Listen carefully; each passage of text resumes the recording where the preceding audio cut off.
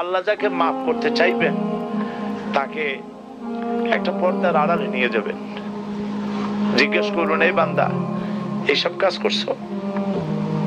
এখন আল্লাহ জিজ্ঞেস করতেছেন, সে তো ভয়তে অস্থির হয়ে যাবে, কেন্দ্রে পাগল হয়ে যাবে, আল্লাহ করে ফেলছি, আমার মাফ করে দাও।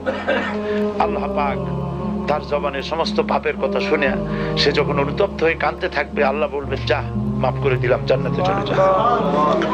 এইটা হচ্ছে হিসাবে ইয়াসির। আল্লাহুম্মা হাসিবনি হিসাবান ইয়াসিরা। কাবা শরীফ মানুষ যখন তাওয়াফ করে, এই তাওয়াফের ষষ্ঠ তাওয়াফে একটা দোয়া আছে। এই দোয়া আমি যখনই পড়ি আমি চোখের পানি রাখতে পারি না। ষষ্ঠ চক্কর একটি দোয়া আছে, দোয়াটা হচ্ছে, আল্লাহুম্মা ইন্না আলাইয়া হুকুকান কাসীরান ফীমা বাইনি ওয়া বাইনাক। আয় আমার রব, তোমার সাথে আর আমার সাথে অনেক দেনা পাওনা আছে, আর তোমার বান্দাদের সাথেও আমার অনেক দেনা পাওনা আছে। তা আমি তোমার বান্দাদের কাছে যে বিষয় ঋণী আছি, সেই ঋণ পরিশোধের জন্য তুমি আমাকে যোগ্যতা দাও, পরিশোধের তৌফিক দাও। আর আমার কাছে তোমার দেনা আছে, তা আমার কাছে তোমার যে দেনা আছে সব দেনা তুমি শোধ করে দিয়েছো। আমার চোখ দিয়েছো, মুখ দিয়েছো, কান দিয়েছো, স্বাস্থ্য দিয়েছো, বউ দিয়েছো, বাচ্চা দিয়েছো, টাকা দিয়েছো। আমার কাছে সৃষ্টি করে তোমার যা দেনা ছিল তুমি সব তো শোধ করে দিয়েছো, কিন্তু তোমার দেনা তো আমি কিছুই শোধ করতে পারিনি।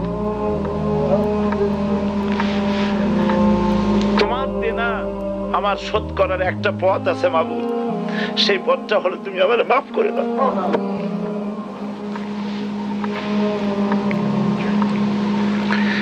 এইটা ছাড়া আমার কাছে কোনো পথ নাই মাবুদ।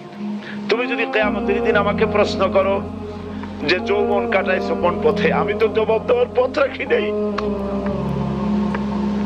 আমি তো আমার যৌবনকে নষ্ট করে ফেলেছি। তুমি যদি প্রশ্ন করো টাকা পয়সা কামাই করেছো কোন পথে, আমি তার জবাব দেওয়ার পথ রাখি নাই। যদি প্রশ্ন করো কোন পথে খরচ করেছো, আমি সেটারও পথ রাখি নাই, নষ্ট করে ফেলেছি। তুমি আমাকে ক্ষমা করে দাও। সেই জন্য আল্লাহর কাছে দোয়া করতে হবে,